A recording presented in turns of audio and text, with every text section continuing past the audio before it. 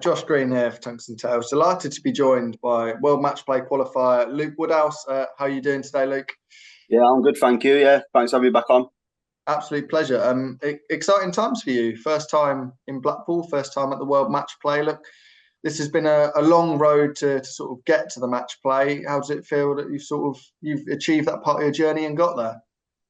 Yeah, I mean it's brilliant. It's always been one of my. I think any player that plays is sort of one of their goals. The match play is probably the second biggest event on the calendar behind the World Championships for me. Anyway, I know people put the Premier League in that category, but that's obviously for only a select few players. So yeah, it's a brilliant achievement. It's not quite sunk in yet. Obviously, I think it'll be more. It'll become more apparent when I'm actually there and in the venue and stuff. But yeah, I'm chuffed to have made to be making my debut at Blackpool. So yeah, we'll see how it goes.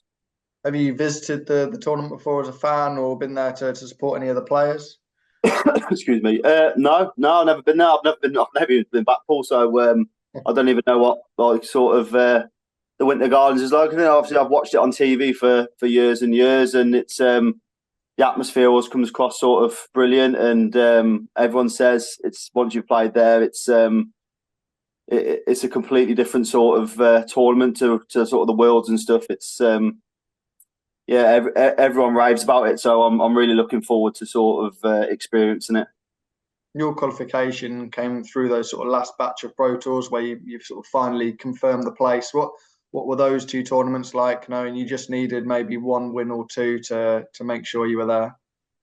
Yeah, I mean, I'd had sort of like whispers off of people saying, "Oh, I think even if you did no good, you'd have you'll be fine." But obviously, I didn't want to leave it in sort of in other people's hands. I wanted to make sure of it myself. But I spoke to Mark, my manager, after. I said the 2 days. It's probably the most sort of pressure I've felt throwing a dart in a long time. Hence why I think I struggled slightly for those 2 days. I played some okay stuff, but I just seemed to tie up in certain moments and stuff, knowing that maybe I needed a win here or there. But I mean, I think I'd have done enough anyway. Um, but yeah, those 2 days were definitely a bit more nerve wracking than usual. The Pro Tour season as a whole for you, I think, started off fairly well. There was a quarter and a semi-final, but there's sort of been points where you haven't maybe achieved what you would have wanted to achieve. How would you sort of assess your form going into the tournament? Yeah, I think I'm still playing fairly well. My stage sort of on the European tour, I've played very well. I've been a bit unfortunate in a couple of games where I've lost out 6-5, averaging over 100 against Martin Schiller and against Dave Chisnell. So I'm fairly happy with my form. I seem to play quite well and make the games quite tough still, which is a bit of a trait of mine where I can average close to a ton and still maybe make it 6-4, 6-5 games by missing a few chances. So yeah, my floor sort of form as in results hasn't been where I want it to be and wanted to kick on from last year, but yeah, I'm still fairly happy with the way my darts are going. Practice is going well as well. So yeah, I mean, especially when you're on that stage and in big games, a lot of it is just when you get to the venue and how you feel on the stage on that specific night. So I'm more than happy with how my form is. You seem to be improving year on year. I mean, last 16 at the UK Open this year, you qualified for the Grand Prix last year, this year at the match play, hoping to sort of add more major tournaments later in the year. Does it feel like you're sort of making steps forward in your career?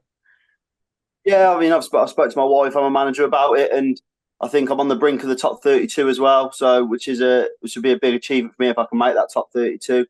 But yeah, I mean, if I can I've made the match play this year. If I can make the sort of European Championships this year as well, I think that'll be pretty much every available sort of televised tournament to make. So that yeah, I'm definitely seeing progress and I'm becoming a bit more of a consistent player as well. And yeah, I mean, when everyone starts out, everyone wants to just try and make as many sort of television tournaments as possible. And when I first started, it was sort of make the Players Championships, make the World Championships, and now I'm sort of always aiming for more now. So I think that sort of mentality shows how far I've come in the last sort of couple of years, especially. How have your sort of expectations changed in those moments from being somebody who wants to make those tournaments to maybe being somebody who wants to have runs in these TB tournaments? Yeah, I spoke about it before in a previous sort of interview with someone that it's only sort of the last sort of 12 to 18 months where I've really felt part of like actually a professional dart player rather than someone just trying to fit in and be on tour. So yeah, especially when we go to these sort of bigger tournaments now, even the Euro Tours are quite big tournaments. The Euro Tours, the Tele tournaments. Yeah, I want to be having deep runs. I don't want to just make the tournament and hopefully get through the first round and then I'm not there to make the numbers up. I've proved, obviously, I'm in that to qualify for the match play. You've got to have played well over 12 months. So I've proved that I can play well and beat sort of the top players. So yeah, I'm definitely not there to make the numbers up in any tournament really, but especially any televised tournament.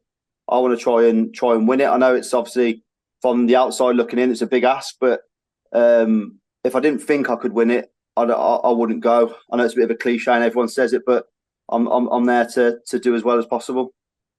Talking of first round and big name players, first round of the match play against the reigning champion Nathan Aspinall. It's a tough draw, as they all are with the World Match Play. But what did you make of it when it came out the hat? Yeah, I mean, like obviously our position being the 16 Pro Tour qualifiers, you're playing one of the top 16 in the world, so you're not going to get anybody that's sort of classed as an easy or better draw. Nathan's such a good player, like say reigning champion. He's probably one of the most sort of gritty players. He never gives up. Big scorer, brilliant finisher.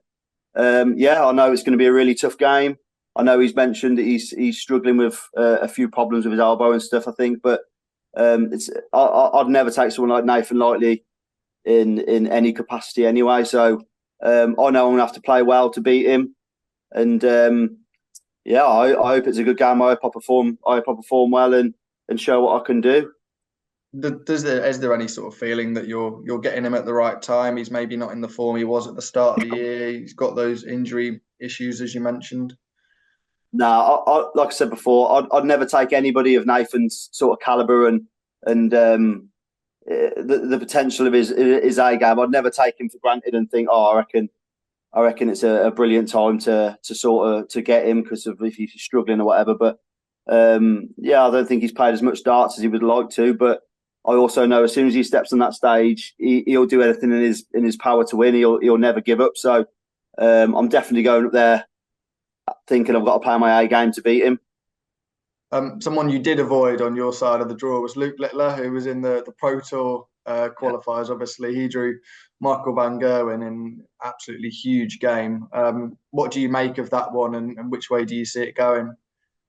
It's a tough call, isn't it? I mean, I think with the sort of Luke Littler thing, I think everyone sort of looked at Van Gerwen's, Luke Humphries, maybe Gezi Price as a massive sort of draws for Luke Littler, and obviously the Van Gerwen one come out. So it's a hard one to call. I mean, I think Luke struggled at the last Pro Tours. I'm not sure. I don't think Michael played in them, so I don't know what sort of form Michael will be. But like they'll both be wanting to win, won't they? I'm sure it'll be a sort of blockbuster game, and I think it's the one everyone's going to be keeping an eye on for sure.